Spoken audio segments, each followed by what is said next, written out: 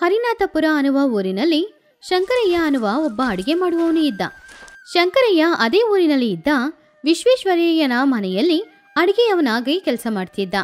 ಶಂಕರಯ್ಯ ಮಾಡುವ ಅಡಿಗೆ ಅಂದ್ರೆ ವಿಶ್ವೇಶ್ವರಯ್ಯನಿಗೆ ತುಂಬಾನೇ ಇಷ್ಟ. ಹಲವಾರು ವರ್ಷಗಳಿಂದ ಶಂಕರಯ್ಯ ವಿಶ್ವೇಶ್ವರಯ್ಯನ ಮನೆಯಲ್ಲಿ ಅಡಿಗೆಯವನಾಗಿ ಕೆಲಸ ಮಾಡ್ತಿದ್ದ. ಶಂಕರಯ್ಯ ಏನೇ ಅಡಿಗೆ ಮಾಡಿದ್ರು ರುಚಿ ತೋರ್ಸೋದಕ್ಕೋಸ್ಕರ ಮೊದಲು ವಿಶ್ವೇಶ್ವರಯ್ಯನಿಗೆ ತಗೊಂಡು ಹೋಗಿ ಅವನು ಮಾಡಿದನ್ನ ಕೊಡ್ತಾ ಇದ್ದ. ವಿಶ್ವೇಶ್ವರಯ್ಯ ಚೆನ್ನಾಗಿದೆ ಅಂತ ಹೇಳಿದ್ರೇನೆ ಶಂಕರಯ್ಯ ಸಂತೋಷ ಪಡ್ತಾ ಇದ್ದ.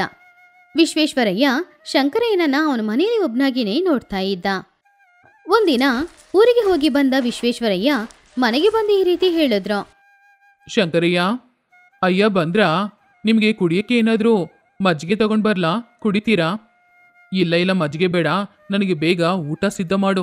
ನಾನು ವ್ಯಾಪಾರ ವಿಷಯಕ್ಕೋಸ್ಕರ ಊರಿಗೆ ಹೋಗಿದ್ದೆ ಅಲ್ವಾ, ಅಲ್ಲಿ ನನಗೆ ಇಷ್ಟನೇ ಇಲ್ಲದೆ ಇರುವ ಆಹಾರ ಕೊಟ್ಟರು.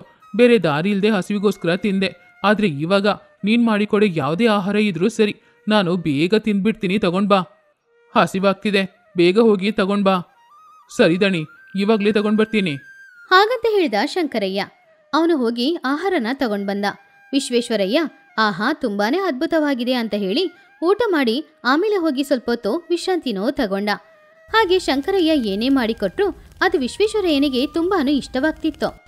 ಶಂಕರಯ್ಯನಿಗೆ ಅವನ ಧಣಿಯಾದ ವಿಶ್ವೇಶ್ವರಯ್ಯನ ಮೇಲೆ ತುಂಬಾನೇ ಅಭಿಮಾನ ಇತ್ತು. ಶಂಕರಯ್ಯ, ನಾನು ಹೊರಗಡೆ ಹೋಗಿ ಬರ್ತೀನಿ. ಸರಿ ದಣಿ. ಆ ದಣಿ ಒಂದು ಮಾತು, ಹಬ್ಬ ಬರ್ತಾ ಇದೆ ಅಲ್ವಾ, ನೀವು ನಿಮ್ಮ ಮಕ್ಕಳಿಗೆ ಒಂದು ಕಾಗದ ಹಾಕಿದ್ರೆ ಅವರು ಕೂಡ ಹಬ್ಬಕ್ಕೆ ಬರ್ತಾರೆ ಅಲ್ವಾ? ನಾನು ಕರ್ದೆ ಅನ್ನುವ ಒಂದು ಮಾತಿಗೋಸ್ಕರ ಬರ್ತಾರೆ. ಆದರೆ ಅವರು ಇಷ್ಟಪಟ್ಟು ಇಲ್ಲಿ 1-2 ದಿನ ಕೂಡ ಇರಲ್ಲ ಶಂಕರಯ್ಯ. ಅವರು ಹುಟ್ಟಿ ಬೆಳೆದಿದ್ದೆಲ್ಲ ಇಲ್ಲೇ. ಇವಾಗ ಪಟ್ನಕ್ಕೆ ಹೋದ್ಮೇಲೆ ಅವರೆಲ್ಲರೂ ಬದಲಾಗಿದ್ದಾರೆ. ಸುಮ್ಮನೆ ಕರೆದ್ರಲ್ಲ ಅನ್ನುವ ಒಂದು ಮಾತಿಗೆ ಬರ್ತಾರೆ ಹೊರತು ಇಲ್ಲಿ ಬಂದರೂ ಅವರೆಲ್ಲರೂ ಕಷ್ಟಪಟ್ಟೇ ಇರಬೇಕಾಗುತ್ತೆ. ಅದಕ್ಕೆ ಅಂತೇಳ್ಬಿಟ್ಟು 1 ವರ್ಷಕ್ಕೆ ಒಂದ್ಸಲ ಕೂಡ ಮಕ್ಕಳನ್ನ ನೋಡದೆ ಹೇಗಿರ್ತೀರ ದಣಿ? ಈ ಸಲ ಪಟ್ಟಣದಲ್ಲಿ ಅವ್ರು ಹೇಗಿರ್ತಾರೋ ಅದಕ್ಕೆ ಬೇಕಾಗಿರುವ ಎಲ್ಲ ಏರ್ಪಾಡುಗಳನ್ನ ಇಲ್ಲೇ ಮಾಡೋಣ. ದಣಿ, ಇನ್ನೇನು ಹೇಳ್ಬೇಡಿ ದಣಿ, ನೀವು ಒಂದು ಕಾಗದ ಹಾಕಿ ಅವರು ಮಕ್ಕಳನ್ನ ಕರ್ಕೊಂಡು ಬರ್ಲಿ. ಎಲ್ಲರೂ ಸ್ವಲ್ಪ ದಿನ ಇಲ್ಲಿದ್ದು ಹೋಗ್ಲಿ ದಣಿ. ಸರಿ ಶಂಕರಯ್ಯ, ಕಾಗದ ಹಾಕ್ತೀನಿ. ನಾನು ಕೂಡ ಅವರನ್ನ ನೋಡಿ ಸುಮಾರು ದಿನ ಆಯ್ತು ಅಲ್ವಾ? ಹಾಗಂತ ಹೇಳಿ ವಿಶ್ವೇಶ್ವರಯ್ಯ ಹಬ್ಬಕ್ಕೆ ಮಕ್ಕಳು ಎಲ್ಲರನ್ನ ಊರಿಗೆ ಬರಕೇಳಿ ಒಂದು ಕಾಗದನ ಹಾಕಿದ್ರು. ಹಾಗೆ ಹಬ್ಬದ ದಿನಾನು ಬಂತು. ವಿಶ್ವೇಶ್ವರಯ್ಯನ 2 ಮಕ್ಕಳು ಕೂಡ ಅವರ ಹೆಂಡತಿ ಮಕ್ಕಳ ಜೊತೆ ಹಬ್ಬಕ್ಕೋಸ್ಕರ ಆ ಊರಿಗೆ ಬಂದ್ರು. ಅಪ್ಪ ಚೆನ್ನಾಗಿದ್ದೀರಾ? ಹೌದು, ನಿಮ್ಮ ಆರೋಗ್ಯ ಎಲ್ಲ ಹೇಗಿದೆ? ನಾನು ಚೆನ್ನಾಗಿದ್ದೀನಿ. ಸೊಸೆಯಂದ್ರು ಕೂಡ ಅವರ ಮಾವನನ್ನ ಹೇಗಿದ್ದೀರಾ ಅಂತ ಕೇಳಿದ್ರು. ವಿಶ್ವೇಶ್ವರಯ್ಯ ನಗುತ್ತಾ ಚೆನ್ನಾಗಿದ್ದೀನಿ ಅಂತ ಹೇಳಿದ್ರು. ಆವಾಗ್ಲೇ ಅಲ್ಲಿಗೆ ಒಬ್ಬ ವ್ಯಕ್ತಿ ಬಂದ. ಯಾರೀ ವ್ಯಕ್ತಿ? ಇವರು ಪಟ್ಟಣದಲ್ಲಿ ನಮ್ಮ ಅಡುಗೆ ಅವನಪ್ಪ. ಅಂದ್ರೆ ಇವ್ರು ಮಾಡೋ ಆಹಾರ ಅಂದ್ರೆ ನನ್ನ ಮಕ್ಕಳಿಗೆ ತುಂಬಾನೇ ಇಷ್ಟ. ಅದಕ್ಕೆ ಇವ್ರನ್ನ ಇಲ್ಲಿ ಕರ್ಕೊಂಡು ಬಂದೆ. ನಾವು ಇರೋಷ್ಟು ದಿನ ಇಲ್ಲಿ ಇವರೇ ಅಡುಗೆ ಮಾಡ್ಲಿ ಅಪ್ಪ. ಅದ್ಯಾಕೋ ಇಲ್ಲಿ ಅಡುಗೆ ಮಾಡೋಕ್ಕೆ ನಮ್ಮ ಶಂಕರಯ್ಯ ಇದ್ದಾನೆ ತಾನೆ? ಹಾಗಲ್ಲಪ್ಪ, ಶಂಕರಯ್ಯನಿಗೆ ಈ ಹಳ್ಳಿ ಅಡುಗೆ ಮಾತ್ರ ಬರುತ್ತೆ. ಆದರೆ ನಮ್ಮ ಸುಬ್ಬಯ್ಯನಿಗೆ ಹಳ್ಳಿ ಅಡುಗೆ ಜೊತೆ ಪಟ್ಟಣದ ಅಡುಗೆನೂ ಚೆನ್ನಾಗಿ ಬರುತ್ತೆ. ನಮಸ್ಕಾರ ದಣಿ. ನಮಸ್ಕಾರ. ಶಂಕರಯ್ಯ, ಇವನು ಹೊಸದಾಗಿ ಕೆಲ್ಸಕ್ಕೆ ಬಂದಿದ್ದಾನೆ. ಇವನಿಗೆ ಅಡುಗೆ ಮನೆ ಎಲ್ಲಿದೆ ಅಂತ ತೋರಿಸು. ಹಾಗೇನೆ ಬೇಕಾಗಿರೋ ಸಾಮಗ್ರಿಗಳು ಎಲ್ಲಿದೆ ಅಂತ ಅವನು ಸ್ವಲ್ಪ ತೋರಿಸು. ಸರಿ ದಣಿ. ಹಾಗೆ ಶಂಕರಯ್ಯ ಸುಬ್ಬಯ್ಯನನ್ನ ಅವನ ಜೊತೆ ಕರ್ಕೊಂಡು ಹೋದ.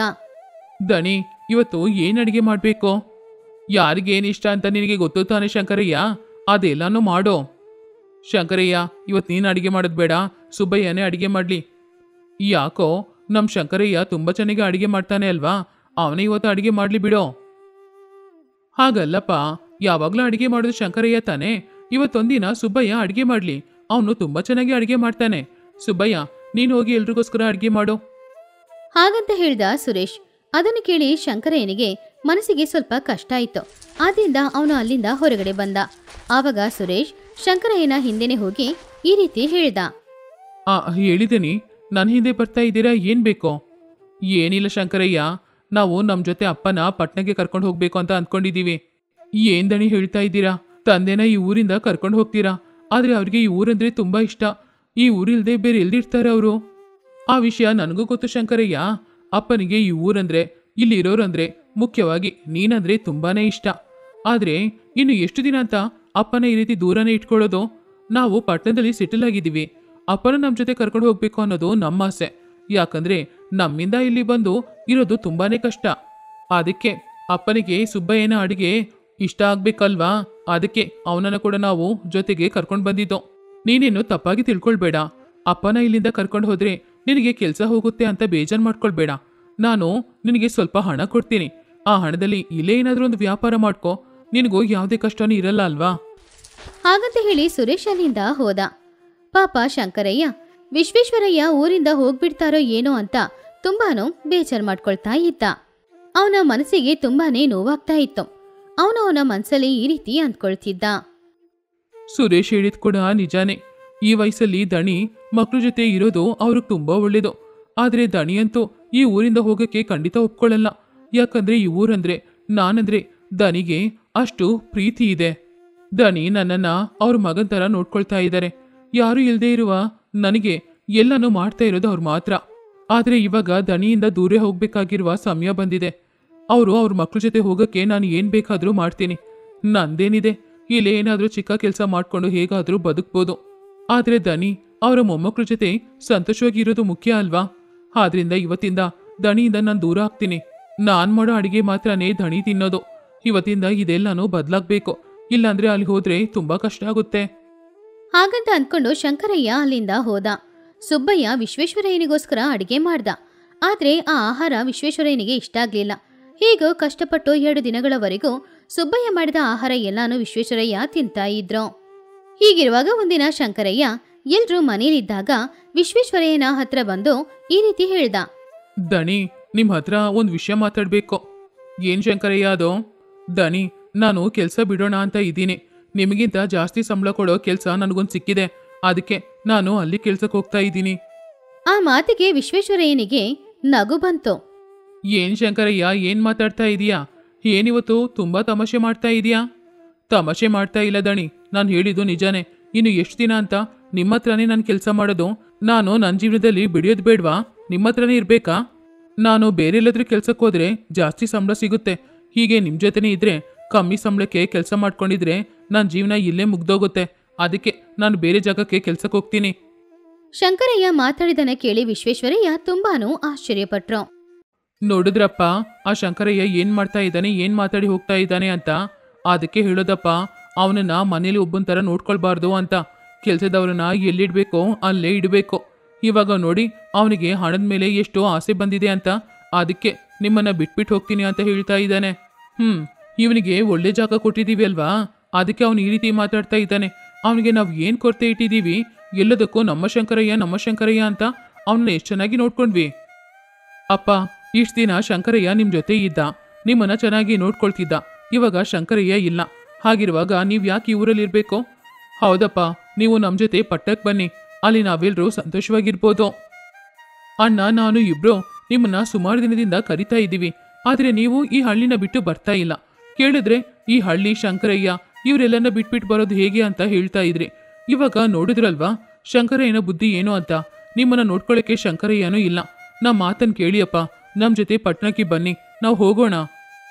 ಹೌದು ಮಾವಯ್ಯ, ನೀವು ಕೂಡ ನಮ್ ಜೊತೆ ಬರ್ಬೋದಲ್ವಾ? ಹಾ, ಈ ವಯಸ್ಸಲ್ಲಿ ಇಲ್ಲಿ ಒಬ್ರೇ ಹೇಗಿರ್ತೀರಾ ಹೇಳಿ? ಅಲ್ಲಿಗೆ ಬಂದ್ರೆ ನಿಮ್ಮನ್ನ ನೋಡ್ಕೊಳ್ಳಕ್ಕೆ ನಿಮ್ಮ ಮಕ್ಕಳು, ನಾವು ಎಲ್ರೂ ಇದ್ದೀವಿ. ಮೊಮ್ಮಕ್ಳ ಜೊತೆ ಸಂತೋಷವಾಗಿರ್ಬೋದು. ಹಾಗೆ ಎಲ್ರೂ ಮಾತಾಡಿದನ್ನು ಕೇಳಿ ವಿಶ್ವೇಶ್ವರಯ್ಯ ಏನು ಹೇಳದೆ ಮೌನವಾಗಿ ಹೋಗ್ಬಿಟ್ರು. ಹೀಗೆ 2 ದಿನಗಳ ನಂತರ ಪುನಃ ಸುರೇಶ್ ಬಂದು ವಿಶ್ವೇಶ್ವರಯ್ಯನ ಹತ್ತಿರ ಈ ರೀತಿ ಕೇಳಿದ. ಅಪ್ಪ, ಏನ್ ನಿರ್ಧಾರ ಮಾಡಿದೀರಾ? ನೀವು ನಮ್ ಜೊತೆ ಪಟ್ನಕ್ಕೆ ಬರ್ತೀರಾ? ನೀವೆಲ್ರೂ ಇಷ್ಟು ದೂರ ಕರಿತಾ ಇರುವಾಗ ನಾನು ಬೇಡ ಅಂತೀನಾ? ನಾನು ನಿಮ್ ಜೊತೆನೆ ಬರ್ತೀನಿ. ಹಾಗಂತ ಹೇಳಿದ್ರು. ಅದನ್ನ ಕೇಳಿ ಮಕ್ಕಳು ಎಲ್ರೂ ಕೂಡ ಸಂತೋಷಪಟ್ರು.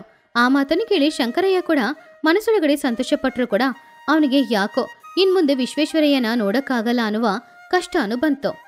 ಹಾಗೆ ಇದ್ರು ಕೂಡ ಎಲ್ಲಿಗೆ ಹೋಗ್ತಾ ಇದ್ದಾರೆ, ಅವರ ಕುಟುಂಬದ ಜೊತೆ ಸಂತೋಷವಾಗಿ ಬಾಳಕ್ ಹೋಗ್ತಾ ಇದ್ದಾರೆ ಅಂತ ಅವನನ್ನ ಸಮಾಧಾನ ಮಾಡ್ಕೊಂಡ. ಹಾಗೆ ಕೆಲವು ದಿನಗಳು ಹೋಯ್ತು. ವಿಶ್ವೇಶ್ವರಯ್ಯ ಊರಿಗೆ ಹೋಗುವ ದಿನಾನು ಬಂತು. ಆವಾಗ ಶಂಕರಯ್ಯ ಬಂದ. ಶಂಕರಯ್ಯ, ದಣಿ ಏನಾದ್ರೂ ಮರ್ತೋದ್ರಾ? ಗಾಡಿಯಲ್ಲಿ ಏನಾದ್ರೂ ತೆಗ್ದಿಡ್ಲಾ? ನಾನೇನೋ ಮರ್ತೋಗಿಲ್ಲ. ನೀನ್ ಕೂಡ ಬಂದು ಗಾಡಿಯಲ್ಲಿ ಹತ್ತೋ. ನಿನ್ನ ವಸ್ತುಗಳನ್ನೆಲ್ಲ ಗಾಡಿಯಲ್ಲಿ ಯಾವಾಗ್ಲೂ ಇಟ್ಟಾಯ್ತು. ನೀನು ಕೂಡ ನಮ್ ಜೊತೆ ಪಟ್ನಕ್ಕೆ ಬರ್ತಿದೀಯಾ? ಅಯ್ಯೋ ದಣಿ, ಏನ್ ಹೇಳ್ತಾ ಇದ್ದೀರಾ? ನಾನು ನಿಮ್ ಜೊತೆ ಪಟ್ನಕ್ಕೆ ಬರ್ತಾ ಇದ್ದೀನಾ? ಹೌದು ಶಂಕರಯ್ಯ, ನೀನು ಬರ್ತಾ ಇದೀಯಾ? ಶಂಕರಯ್ಯನಿಗೆ ಅದನ್ ಕೇಳಿ ಏನೂ ಅರ್ಥನೇ ಆಗ್ಲಿಲ್ಲ. ಏನ್ ಶಂಕರಯ್ಯ, ನನ್ನ ಹತ್ರ 2 ಮಾತು ತಪ್ಪಾಗಿ ಮಾತಾಡಿದ್ರೆ ನಾನು ನನ್ನ ಮಕ್ಳ ಜೊತೆ ಹೋಗ್ಬಿಡ್ತೀನಿ ಅಂತ ಅನ್ಕೊಂಡೆ. ಆದ್ರೆ ನೀನು ನನ್ನ ಮನೆ ಅಡಿಗೆವನ್ ಮಾತ್ರ ಅಲ್ಲ, ನನ್ನ ಮನ್ಸಲ್ಲಿ ನಿನಗೊಂದು ದೊಡ್ಡ ಜಾಗ ಕೊಟ್ಟಿದ್ದೀನಿ. ನಿನ್ ಬಗ್ಗೆ ನನಗೆ ಎಲ್ಲಾನು ಗೊತ್ತು, ನೀನು ಎಂಥವನು ಅಂತ. ಅಷ್ಟು ಅರ್ಥ ಮಾಡ್ಕೊಳಕ್ಕಾಗಲ್ವ ನನ್ನಿಂದ? ನಾನು ನನ್ನ ಮಕ್ಳ ಜೊತೆ ಹೋಗ್ಬೇಕು ಅನ್ನೋದಕ್ಕೋಸ್ಕರ ತಾನೇ ನೀನು ನಾಟಕ ಆಡ್ದೆ. ಆದ್ರೆ ಇಲ್ಲಿ ನಿನಗೋಸ್ಕರ ಯಾರೂ ಇಲ್ಲ. ನಾನು ಹೋದ್ರೆ ನೀನೊಬ್ನೇ ಇಲ್ಲಿ ಏನ್ ಮಾಡ್ತೀಯ ಹೇಳು? ಅದಕ್ಕೆ ನೀನ್ ಕೂಡ ನನ್ನ ಜೊತೆ ಬಾ. ಅಲ್ಲಿ ಪಟ್ಟಣದಲ್ಲಿ ನೀನು ಕೂಡ ನನ್ನ ಜೊತೆನೇ ಇರು, ನಮ್ಮ ಕುಟುಂಬದಲ್ಲಿ ಒಬ್ಬ ಸದಸ್ಯನಾಗಿ. ಹೌದು ಶಂಕರಯ್ಯ, ನಾನು ನಿನ್ ಬಗ್ಗೆ ತಪ್ಪಾಗಿ ತಿಳ್ಕೊಂಡಿದ್ದೆ. ಆದ್ರೆ ಅಪ್ಪ ಹೇಳುವಾಗ್ಲೇ ನೀನು ಎಂಥವನು ಅನ್ನೋದು ನನಗೆ ಅರ್ಥ ಆಯ್ತು. ಬಾ ಶಂಕರಯ್ಯ, ನಮ್ ಜೊತೆನೆ ಹೋಗೋಣ. ಆ ಮಾತನ್ನು ಕೇಳಿದ ಶಂಕರಯ್ಯನಿಗೆ ಕಣ್ಣಿಂದ ನೀರು ಬರ್ತಾ ಇತ್ತು. ಯಾರೂ ಇಲ್ಲದೆ ಇರುವ ಅವನಿಗೆ ಇಷ್ಟು ದೊಡ್ಡ ಕುಟುಂಬ ಸಿಕ್ಕಿದ್ದಕ್ಕೆ ಅವನು ತುಂಬಾನು ಸಂತೋಷಪಟ್ಟು ಅವ್ರ ಜೊತೆ ಕಾರಲ್ಲಿ ಹತ್ತಿ ಪಟ್ಟಣಕ್ಕೆ ಹೋದ.